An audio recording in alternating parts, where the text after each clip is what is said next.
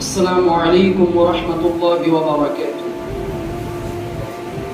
نحمد ونصلی علی رسولہ الکریم اما بعد فاعوذ باللہ من الشیطان الرجیم بسم اللہ الرحمن الرحیم معزز سامعین اور حاضرین جلسہ، میں آج آپ حضرات کے سامنے قربانی کے چند اہم مسائل پیش کرنے جا رہا ہوں، وہ عیوب جس کی وجہ سے قربانی نہیں ہوتی۔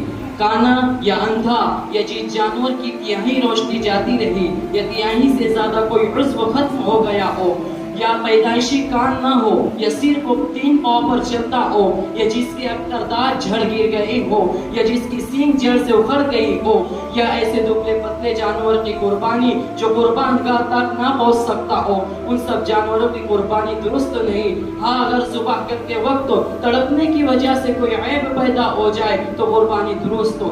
9ویں تاریخ کی صبح سے 13ویں تاریخ کی عصر تک ہر فرض نماز کے بعد ایک مرتبہ اللہ اکبر لا الہ الا اللہ واللہ اکبر وللہ الحمد بلند آواز سے کہنا واجب ہے۔ جس کے ایک رکعت چھوٹ جائے یا اس سے زیادہ چھوٹ جائے تو وہ اپنی پوری نماز کرنے کے بعد تکبیر کہے۔ قربانی کرنا ہر ایسے شخص پر واجب ہے جو مسلمان اور مقیم اور صاحب نصاب ہو، اور وہ شخص جو 12ویں ذی الحجہ کو سورج ڈوبنے سے قبل مسلمان ہو جائے یا مسافر مقیم ہو جائے اور وہ بقدر نصاب مال کا مالک ہو تو اس پر قربانی واجب ہوگی۔ قربانی کرنے کا وقت 10ویں ذی الحجہ سے لے کر 12ویں ذی الحجہ کے غروب آفتاب تک ہے، لیکن 10ویں تاریخ میں قربانی کرنا بہتر ہے۔ قربانی دین میں کرنا چاہیے، چونکہ رات میں قربانی کرنا مکروہ تنزیہی ہے۔ قربانی کے جانور بھیڑ، بکری، دمبا، گائے، بیل، بھینسا اور اونٹ کی قربانی درست ہے۔